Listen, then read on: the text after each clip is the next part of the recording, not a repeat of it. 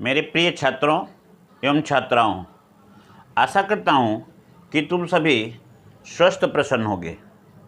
आज के इस वीडियो में हम तुम्हें हिंदी परियोजना कार्य कैसे तैयार किया जाता है उसे बताने जा रहे हैं। लेकिन बताने से पहले तुम्हें मैं यह समझाना चाहता हूँ कि यह परियोजना कार्य 20 अंक का है। जैसा कि तुमने अभी एनुअल परीक्षा दिया, वह 80 नंबर का था, 80 अंक का था, और अब उसमें ये 20 नंबर तुमको परियोजना कार्य पर निर्धारित है, जिसमें तुम्हें 20 में 20 अंक मिल सकते हैं। लेकिन उस 20 अंक को प्राप्त करने के लिए तुम्हें मेरी बातों पर ध्यान देना पड़ेगा। जिस तरह से मैं बता रहा हूँ उस तरह से तुम परियोजना कार्य को पूरा करोगे, उसे सजाओगे, संवारोगे, अच्छी हैंडराइटिंग में अपना कार्य करोगे। साथ ही साथ अभी से मैं तुम्हें बता दे रहा हूँ कि पाठ से संबंधित जो भी तुम्हें चित्र लगाना होगा उस चित्र को लगाओगे। जैसे मेरे इस परियोजना कार्य का शीर्षक है महायज्ञ का पुरस्कार। महायज्ञ का पुरस्कार, इस महायज्ञ के पुरस्कार के लेखक का तुम्हें चित्र लगाना है। महायज्ञ का पुरस्कार, गूगल पे जाओगे, नेट से जाओगे, देखोगे उसमें जो है लेखक का चित्र तुम्हें अच्छा से मिलेगा।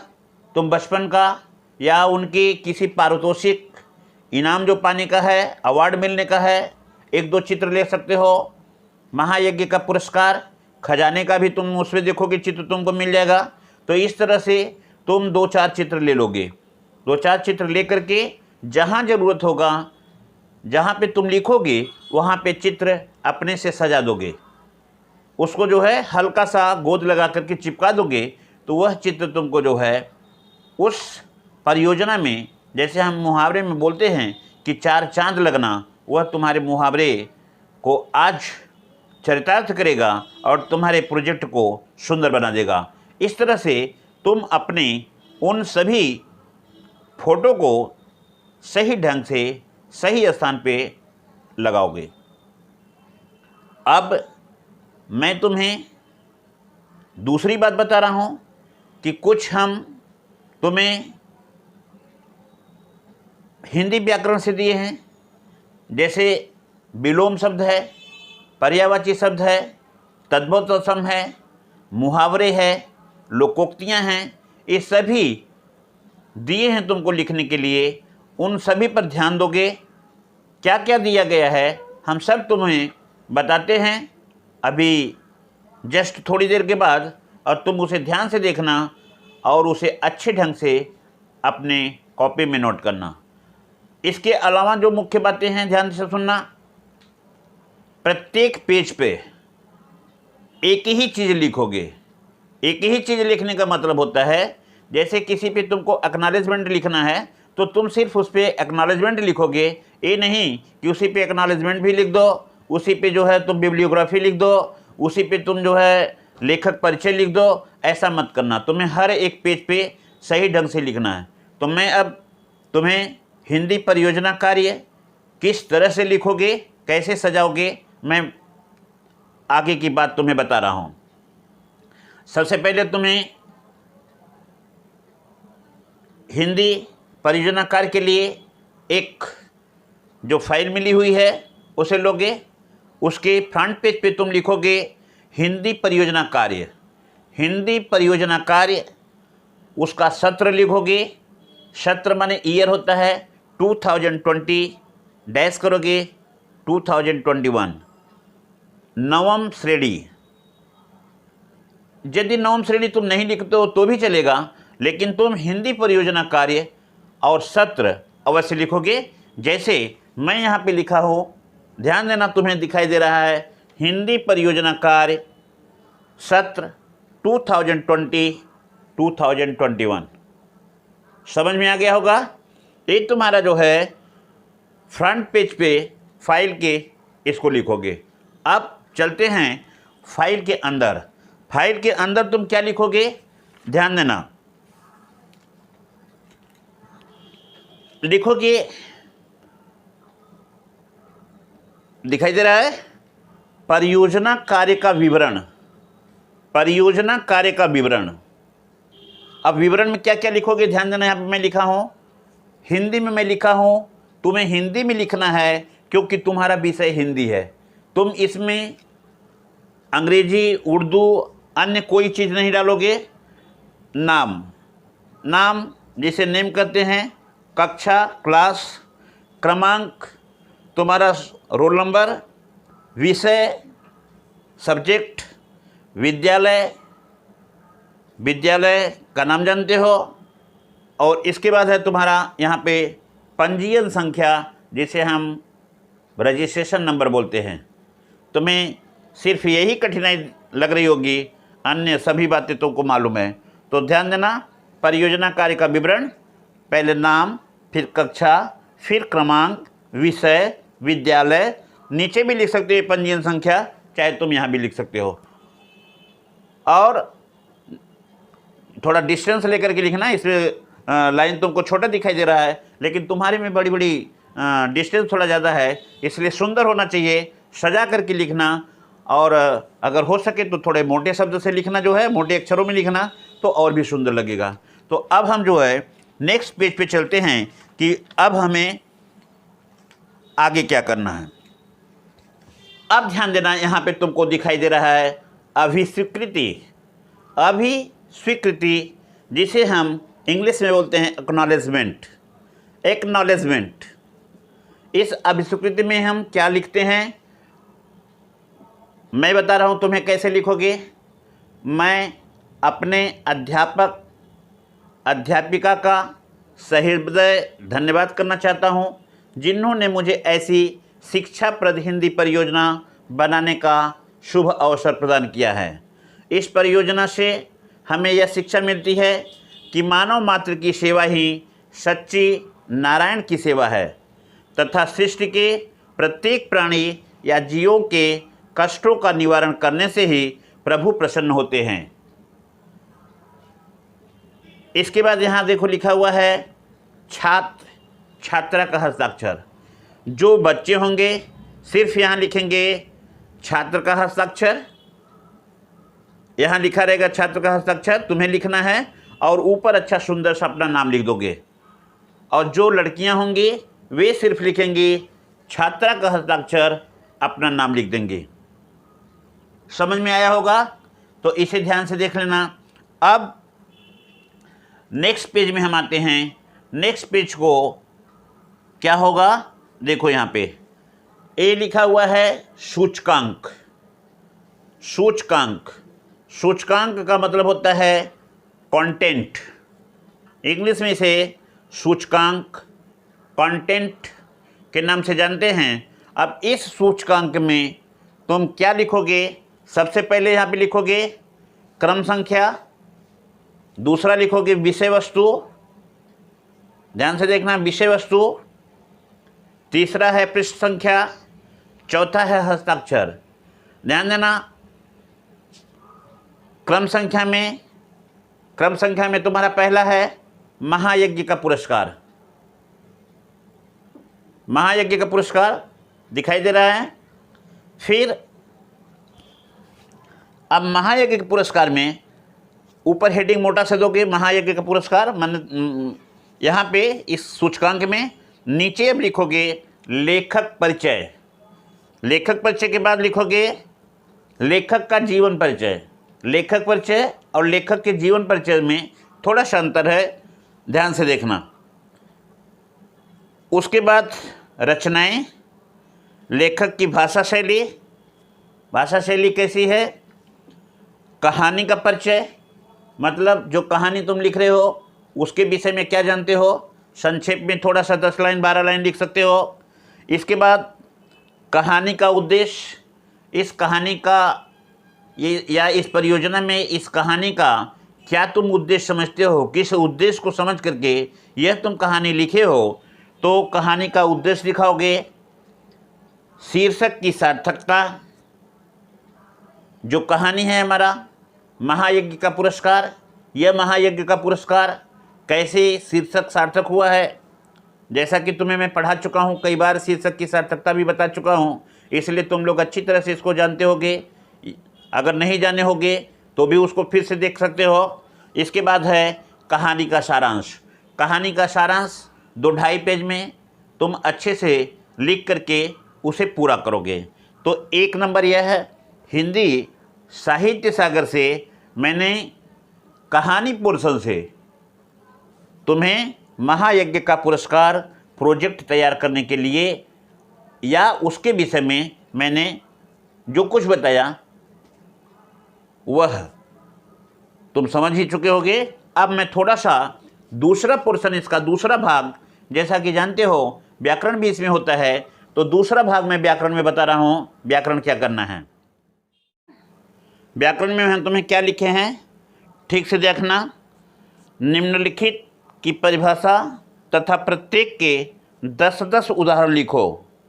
पहला विलोम शब्द, दूसरा पर्यायवाची शब्द, तीसरा विशेषण शब्द, चौथा भाववाचक संज्ञा शब्द, इसके बाद तत्सम तद्भव शब्द, और लास्ट में 10 मुहावरे और 10 लोकोक्तियाँ तुमको लिखना है। और उन मुहावरों तथा लोकोक्तियों का अर्थ और वाक्य प्रयोग दोनों लिख करके कंप्लीट करोगे। यह तुम्हारा सूचकांक पर मैंने क्रम संख्या में बताया 1 और 2, फर्स्ट एंड सेकेंड। विषय वस्तु में मैंने पहले बताया महायज्ञ का पुरस्कार, सेकेंड पे मैंने बताया व्याकरण। अब इसके बाद इस पे आता है तीसरा नंबर पृष्ठ संख्या और चौथा हस्ताक्षर। अभी पृष्ठ संख्या तुम यहीं पे ऐसे छोड़े रहोगे, इस पे कुछ अभी नहीं लिखना है। जब हमारा प्रोजेक्ट पूरा हो जाएगा, तब प्रोजेक्ट जब पूरा हो जाएगा तो सभी पृष्ठों पर पृष्ठ संख्या लिखोगे। जैसे यहाँ पे 1 नंबर, 2 नंबर, 3 नंबर, 4 नंबर, ऐसे ऐसे सब अपने पेज पे तुम डालते जाओगे। और जब पूरा हो जाएगा तो तुम क्या कहाँ लिखे हो, जैसे लेखक परिचय लिखे हो, लेखक परिचय तुम्हारा किस नंबर के पेज पे है, 3 पे है, 4 पे है, 5 पे है, 6 पे है। जीवन परिचय कहाँ है, रचनाएं किस पेज पे है, भाषा शैली किस पेज पे है, कहानी का परिचय किस पेज पे लिखे हो, यहाँ पे अंकित करते जाओगे। कहानी का उद्देश्य किस पेज पे लिखे हो, यहाँ पे लिखोगे। इस तरह से तुम अपना पूरा कर लोगे। और उसी तरह से हम व्याकरण के लिए भी बोल रहे हैं, अपना पृष्ठ संख्या दोगे। हस्ताक्षर का जो देख रहे हो, यह हस्ताक्षर तुम्हारे टीचर इस पे साइन करेंगे। जब तुम्हारा पूरा हो जाएगा, प्रोजेक्ट पूरा हो जाएगा, तो उस पे वो साइन करेंगे। इस तरह से तुम्हारा सूचकांक का ए पेज पूरा हुआ।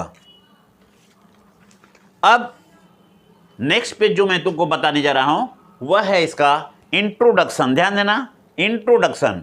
यहाँ पे प्रस्तावना, प्रस्तावना इसे भूमिका भी हिंदी में बोलते हैं। मैं यहाँ पे लिखा हूँ प्रस्तावना, इसे बोलते हैं इंट्रोडक्शन। इस इंट्रोडक्शन का मतलब होता है कि कहानी जिसके ऊपर तुम लिख रहे हो, महायज्ञ का पुरस्कार, इसका भूमिका क्या है। जैसे जो मैं लिखा हूँ यहाँ पे देख सकते हो, महायज्ञ का पुरस्कार कहानी स्वतंत्रता संग्राम में क्रांति के सेनानी रहने वाले यशपाल हिंदी साहित्य के भी यशस्वी एवं निबंधकार के रूप में जाने जाते हैं।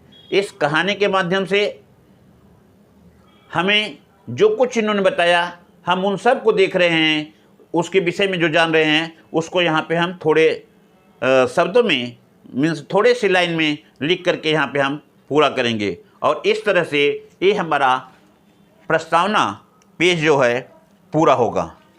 अब प्रस्तावना के बाद मेरा नंबर आता है लेखक परिचय। जैसा कि मैंने बताया था, लेखक परिचय और जीवन परिचय के विषय में थोड़ा सा अंतर होता है। जैसे यहाँ लेखक परिचय क्या है, मैं तुम्हें दिखा रहा हूँ। लेखक परिचय, महायज्ञ का पुरस्कार कहानी स्वतंत्रता संग्राम में क्रांति की सेनानी रहने वाले यशपाल हिंदी साहित्य के भी यशस्वी कथाकार हैं। उनकी कहानियों में जीवन संघर्ष में रत संतप्त मानव का स्वर मुखरित हुआ है। उन पर मार्क्सवादी विचारधारा का प्रभाव पड़ा है। यथार्थवादी तथा प्रगतिशील कहानीकारों में उनका विशिष्ट स्थान है। इस तरह से यह तुमने संक्षिप्त लेखक परिचय बताया। इसके बाद अब होता है कहानी के लेखक का जीवन परिचय। अब कहानी के लेखक का जीवन परिचय तुम्हारी बुक में दिया गया है, या तुम जो है गूगल से निकाल सकते हो। तुम्हें मैं इसके पहले भी भेजा हूँ, उसमें से भी तुम अपना पढ़ सकते हो, देख सकते हो, जो वीडियो बना के दिए हैं। जीवन परिचय के बाद यहाँ पे रचनाएं उनकी है। रचनाएं हैं यशपाल जी की ने विविध विधाओं पर अपनी लेखनी चलाई है। उनकी प्रमुख रचनाएं निम्नलिखित है। उनकी रचनाएं हैं कहानी संग्रह, उपन्यास, निबंध संग्रह। कहानी में है पिंजरे की उड़ान, ज्ञानदान। उपन्यास में है झूठा सच, या निबंध में है न्याय का संघर्ष। इस तरह से अनेक उनकी जो है रचनाएं हैं, और उन रचनाओं को हम यथार्थ लिख करके तुमको उस वे में दिए हैं और यहाँ भी समझा रहे हैं। तो इस तरह से तुम्हारा लेखक परिचय, लेखक का जीवन परिचय, उनकी रचनाएं पूरी होती है। अब उसके बाद आता है भाषा शैली। यशपाल जी की भाषा अत्यंत व्यावहारिक है। उनका साहित्य इतना सशक्त है कि विचारों की अभिव्यक्ति में उनकी साहित्यिकता कहीं भी कमज़ोर नहीं होने पाई है। इस तरह से मैंने जो भाषा शैली उनकी लिखाई है अत्यंत व्यावहारिक तथा सरल है। उन्होंने सर्वमान्य प्रचलित अन्य भाषाओं के शब्दों का भी प्रयोग किया है। मुहावरों तथा लोकोक्तियों के प्रयोग में उनकी रचनाओं में चार चांद लग गया है। इस तरह से भाषा शैली के दृष्टि से लेखक का परिचय अति सुंदर दिखाई देता है। अब हम इसके बाद जो चलते हैं, शुरू करते हैं, वह है हमारा कहानी का परिचय। कहानी का परिचय में देखोगे, जो कहानी मैंने दिखाया तुमको महायज्ञ का पुरस्कार, वह कहानी कुछ इस तरह से है। महायज्ञ का पुरस्कार कहानी यशपाल द्वारा रचित एक श्रेष्ठ कहानी है, जिसमें लेखक ने स्पष्ट किया है कि मानव सेवा ही सच्ची नारायण की सेवा है। संसार के सभी जीवों के कष्टों का निवारण करने से ही ईश्वर प्रसन्न होते हैं। महायज्ञ का पुरस्कार कहानी का प्रमुख पात्र सेठ जी हैं। वे बड़े ही धनवान हैं। इस तरह से विनम्र स्वभाव वाले सेठ जी का थोड़ा सा यहाँ पे हम चरित्र देते हैं, थोड़ी सी उनके कहानी के विषय में देते हैं। तो इस तरह से कहानी का परिचय हो जाता है। अब इस कहानी के बाद में जो तुम्हारे लिए हम सामने देते हैं वह है कहानी का उद्देश्य। इस कहानी को लिखने का मेरा उद्देश्य क्या है, प्रोजेक्ट में कहानी हम क्यों लिखे हैं, कहानी का क्या उद्देश्य है, मैं इसे तुम्हें अपने शब्दों में बता रहा हूँ। इस कहानी में लेखक ने यह बताने का प्रयास किया है कि किसी भी अच्छे कार्य या पुण्य का फल अवश्य मिलता है। कोई भी परोपकार या पुण्य के लिए किया गया कार्य कभी भी बेकार नहीं जाता, क्योंकि वह एक प्रकार का यज्ञ है। यज्ञ कमाने की इच्छा से धन दौलत लुटाकर किया गया यज्ञ सच्चा यज्ञ नहीं किया जाता है। लेकिन व्यक्ति यदि निस्वार्थ भाव से, सच्चे मन से यदि कुछ परोपकार का कार्य करता है तो वही सच्चा यज्ञ कहलाता है, और वही सच्चा यज्ञ एक दिन आपके लिए महायज्ञ बन जाता है। तो इस तरह से कहानी का उद्देश्य, महायज्ञ का पुरस्कार हम यहाँ पे पूरा करते हैं। अब इसके बाद हम तुम्हारे लिए सामने जो देते हैं शीर्षक की सार्थकता। यहाँ पे देखोगे शीर्षक की सार्थकता। महायज्ञ का पुरस्कार शीर्षक अतीव सजीव, अत्यंत सुंदर है और भावपूर्ण है। इस कहानी का शीर्षक महायज्ञ पुरस्कार यथोचित है। कैसे यथोचित है, मैं संक्षिप्त बता रहा हूँ। सेठ का एक भूखे कुत्ते को अपनी चारों रोटियाँ खिला देना उसका एक बड़ा यज्ञ बन जाता है, क्योंकि सेठ खुद भूखे रहते हैं, लेकिन उन्होंने उस मरणासन्न कुत्ते को अपनी चारों रोटियों को खिला करके उसकी जान बचाना चाहते हैं। उन्हें अपनी चारों रोटियों को खिलाने का कोई पश्चाताप नहीं है, और इस खिलाने के लिए वह किसी से कुछ चाहते भी नहीं हैं, वह ईश्वर से भी कुछ नहीं चाहते हैं। यहाँ तक कि जब धन्ना सेठ की पत्नी ने कहा कि यदि वह अपने चारों रोटियों को कुत्ते को खिला करके स्वयं भूखे पानी पी करके जो मेरे यहाँ चले आए, वह महायज्ञ बन चुका है। यदि वह उस महायज्ञ को बेचे तो वो जितना चाहें मैं उनको उतना धन दे सकती हूँ।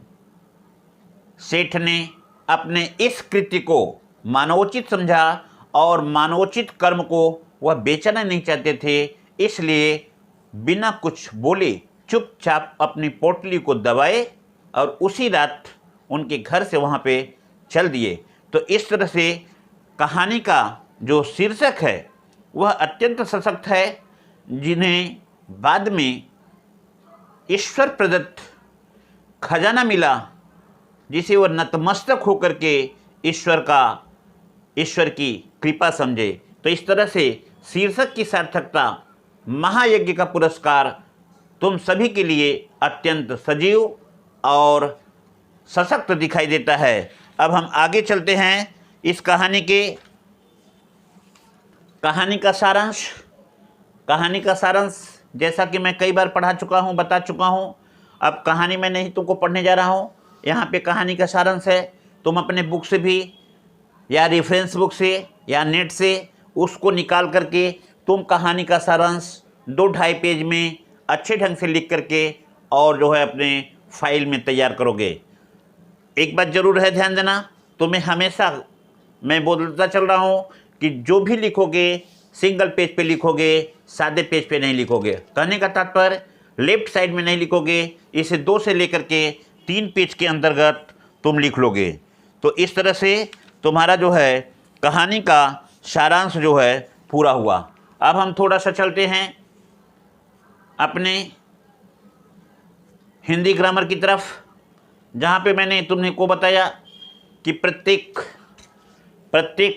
की परिभाषा और 10-10 उदाहरण देंगे। यहाँ पे मैंने विलोम शब्द लिखा। विलोम शब्द की परिभाषा तुमको क्या बता रहे हैं, यहाँ पे साहित्य में किसी शब्द के विपरीत अर्थ बताने वाले शब्द को विलोम शब्द या उल्टा शब्द कहते हैं। जैसे रात का दिन, सुख का दुख, आज का कल, उत्थान का पतन, अतिवृष्टि अनावृष्टि, निर्मल का मलिन, नेकी का बदी, पंडित का मूर्ख, राजा का प्रजा इत्यादि। इस तरह से हुआ। उसके बाद दूसरा है तुम्हारा पर्यायवाची शब्द। पर्यायवाची शब्द किसे कहते हैं? पर्यायवाची शब्द की परिभाषा मैंने दिया, समान अर्थ बताने वाले एक से अधिक शब्द को पर्यायवाची शब्द कहते हैं। जैसे सूर्य है, सूर्य का पर्यायवाची शब्द होता है रवि, भानु, भास्कर, दिनेश, दिनकर। मेघ का है मेघ, बादल, घन, ये तुम्हारा जो हो गया। पानी का है जल, नीर, तोय, अम्बु। कमल का है जलज, नीरज, तोयज, अम्बुज, बारिज। सागर का है जलध, नीरज, तोयद, अम्बुदी, बारिधि। अहंकार का है दर्प, घमंड, अहंकार और गर्व। इस तरह से तुम्हारा एक पर्यायवाची शब्द भी पूरा हो गया। अब हम आगे बढ़ते हैं विशेषण की तरफ। विशेषण शब्द किसे कहते हैं? वे शब्द जो संज्ञा तथा सर्वनाम की विशेषता बताता है उसे हम विशेषण शब्द कहते हैं। जैसे सुंदर, घायल, आदरणीय, सफ़ेद, भुलक्कड़, अच्छा, बुरा, नीचा, ऊंचा, आगे, पीछे, ये सब जितने भी हैं तुम्हारे विशेषण शब्द जाएंगे। फिर है भाववाचक संज्ञा। भाववाचक संज्ञा किसे कहते हैं? जिस संज्ञा शब्द से किसी के गुण दोष, भाव या दशा का बोध हो उसे भाववाचक संज्ञा कहते हैं। जैसे आवश्यक का आवश्यकता, मित्र का मित्रता, पितृ का पितृत्व, पिता का पितृत्व, माता का मातृत्व और भाई का भातृत्व। भूलना का भूल, स्वस्थ का स्वास्थ्य, गहरा का गहराई, सजना का सजावट और चिकना का चिकनाहट। तो इस तरह से हमारे ये भाववाचक संज्ञा पूरे हुए। अब हम थोड़ी से इसके बाद जो मेरा जो है आगे के हैं तद्भव और तत्सम। तद्भव और तत्सम शब्द किसे कहते हैं? ध्यान देना, परिभाषा लिखे हैं। कुछ शब्द ऐसे होते हैं जो होते तो संस्कृत के हैं परंतु हिंदी में भी बिना परिवर्तन के प्रयुक्त होते हैं। उन शब्दों को हम तत्सम शब्द कहते हैं। जैसे जल, जल शब्द संस्कृत का है लेकिन हम हिंदी में जल जल का उच्चारण करते हैं तो जल शब्द हमारा संस्कृत का है।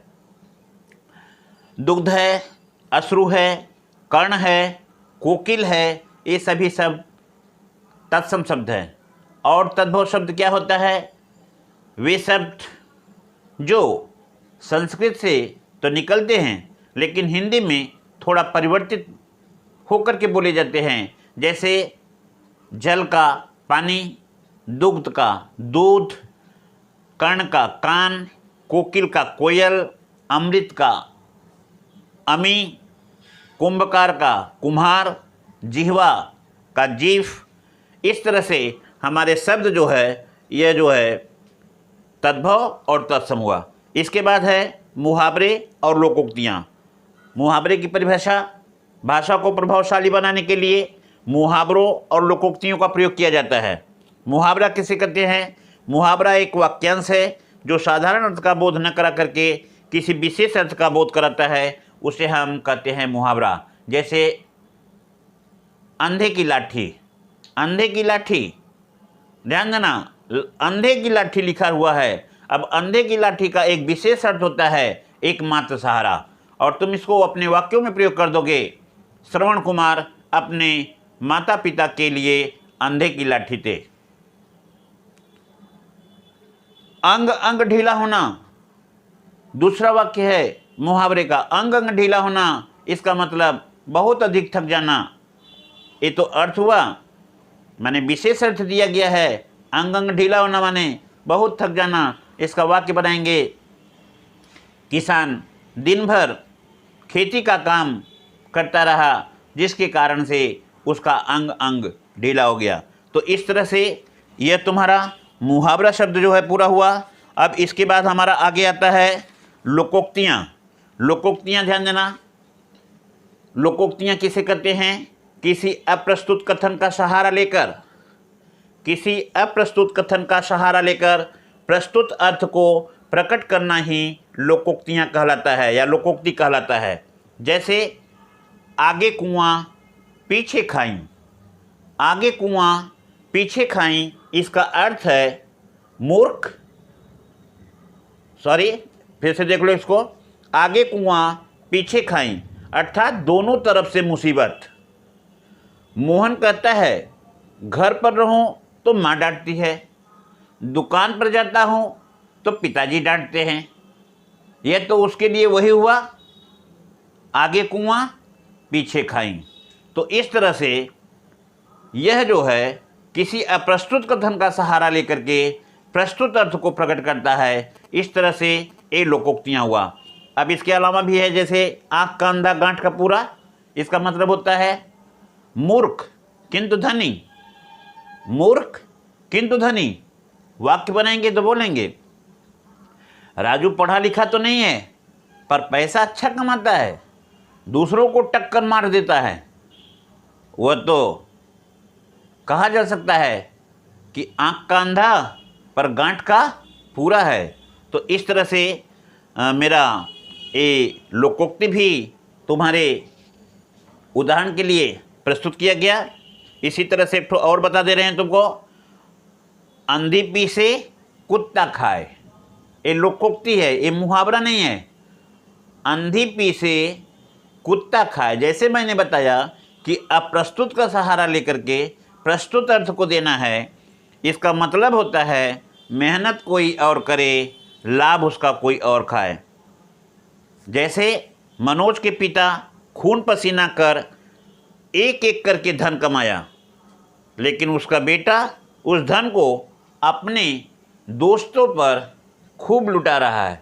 यह तो वही हुआ, अंधी पी से कुत्ता खाए। तो इस तरह से मुझे लग रहा है कि यह लोकोक्ति भी तुम्हारे लिए पूरा हो गया है। अब हम चलते हैं अपनी परियोजना के बिल्कुल नज़दीक पहुंच रहे हैं पूरा होने में, जिसे हम बोलेंगे निष्कर्ष। इंग्लिश में इसे बोलते हैं कंक्लूजन। फिर से देख लो एक बार, निष्कर्ष जिसे हम कंक्लूजन कहते हैं। इस परियोजना को पूर्ण करने में मुझे अपार खुशी मिली। परियोजना को पूर्ण करने से मुझे अनेक प्रकार की जानकारी मिली। परियोजना को करने से पता चलता है कि किसी भी अच्छे या पुण्य कर्म का फल बेकार नहीं जाता। यज्ञ कमाने की इच्छा से धन दौलत लुटा कर किया गया यज्ञ सच्चा यज्ञ नहीं होता है, बल्कि निस्वार्थ भाव से किया गया कर्म ही सच्चा यज्ञ महायज्ञ कहलाता है। यह हमारा निष्कर्ष हुआ। अब इसके लास्ट में जो हम लिखेंगे वह लिखेंगे संदर्भ ग्रंथ। संदर्भ ग्रंथ जिसे अंग्रेजी में कहते हैं बिब्लियोग्राफी। इसके अंतर्गत क्या लिखते हैं यहाँ पे मैं लिखा हूँ, जो उसे देख लो। इस परियोजना कार्य को पूरा करने में मैंने निम्नलिखित पुस्तकों और वेबसाइट की सहायता ली: हिंदी साहित्य सागर तथा व्याकरण पुस्तिका, चित्रों की प्राप्ति गूगल से, तथा तीसरा अन्य जानकारी विकिपीडिया से। इस तरह से हमारा यह परियोजना कार्य पूरा हुआ। और अब तुम लोग जो है इन सभी पृष्ठों पे सही ढंग से, जैसे मैंने बताया, क्रमशः सजाओगे, उसका सीरियल नंबर डालोगे, और जो मैंने वहाँ पे सूचकांक पे बोला था और वह सूचकांक में तुम पृष्ठ संख्या अपना डाल दोगे। एक विशेष बात मैं तुम सबको बताना चाहता हूँ कि तुम सभी अच्छे ढंग से इस परियोजना को करोगे। थोड़ा समय जरूर लेना, समय के साथ में इसको कार्य को करना, जिससे कि वह कार्य तुम्हारा सफल हो और तुम्हें 20 में 20 अंक दे सके। इसके अलावा एक ध्यान देने योग्य बात तुमको और मैं बताना चाहता हूँ कि इस परियोजना कार्य के सभी पेजों पे, जैसा मैंने बताया, पृष्ठ संख्या लिख करके सूचकांक की पृष्ठ पर संख्या लिखेंगे, और परियोजना महायज्ञ पुरस्कार से संबंधित लेखक तथा पाठ से संबंधित फोटो नेट से निकाल करके अवश्य लगाएं, क्योंकि इस परियोजना पर 20 अंक है। यदि तुम्हें 20 अंक पूरे लेना है तो अच्छे ढंग से सजा करके परियोजना कार्य को पूरा करोगे, और ठीक समय पे तुम्हें इसका समय सारणी बता दिया गया होगा कि इसे कब जमा करना है, और उसी ठीक समय पे तुम जमा करोगे। इसका मैं PDF बना करके तुम लोगों को भेज रहा हूँ, और तुम उसे देख लेना। इसका लिंक डिस्क्रिप्शन में दिया जा रहा है। तो मेरे प्यारे बच्चों, मेरी बातों पे गर्व करना और ध्यान देना। गर्व तब करोगे जब तुम्हें पूरे अंक 20 में 20 मिलेंगे। तो इसलिए पहले ध्यान देना है, गर्व बाद में करना है, ध्यान देना। तो इस तरह से इस परियोजना को तुम पूरा करके और यथाशीघ्र विद्यालय में जमा करोगे, जिससे हम उसे चेक करके और अच्छे अंक तुमको दे सकें। तो इस तरह से मैं यहीं पे अपने परियोजना कार्य के विषय में बातों को विराम देता हूं, और तुम सभी को धन्यवाद देते हुए यह कहना चाहता हूं कि परियोजना कार्य तुम ठीक ढंग से करना, और परियोजना कार्य तुम्हारा पूर्ण रूप से सफल हो, यह मेरी तुम्हारे प्रति अपनी शुभ इच्छा है। धन्यवाद।